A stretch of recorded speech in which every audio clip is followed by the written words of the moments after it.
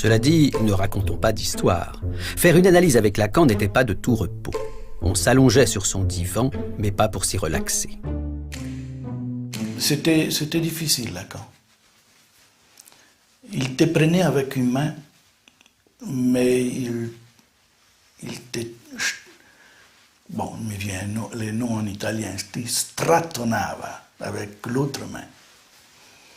Stratonava, ça veut dire quoi? Il te tenait avec une main et avec l'autre, il te secouait comme un prumier. Mais il te tenait avec une main. Et ça, je ne pouvais pas le lâcher. Quand je l'ai rencontré, je savais qu'il allait se passer quelque chose avec lui. Je ne veux pas dire de terrible, mais en tout cas, c'était un grand risque. D'ailleurs, il a fallu que j'aille faire des tours en Italie. Je suis revenue, et puis j'ai craqué. Mais je lui ai dit un jour, je lui ai dit, je vous aime, mais je vous déteste. Voilà. Il m'a dit, il faut bien commencer par quelque chose.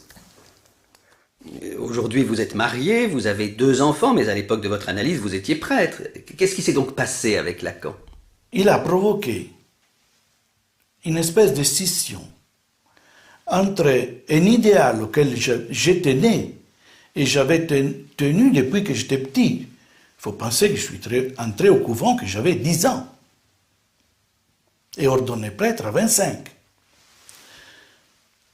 Il a fait une coupure entre cet idéal et ce qui m'était comme passion, comme ma passion.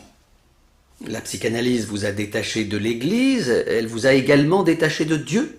C'est bizarre, c'est resté la même chose.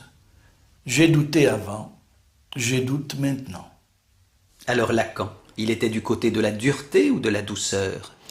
Je retiendrai que la dureté était du côté de l'acte, mais que la douceur faisait que l'on continuait son analyse.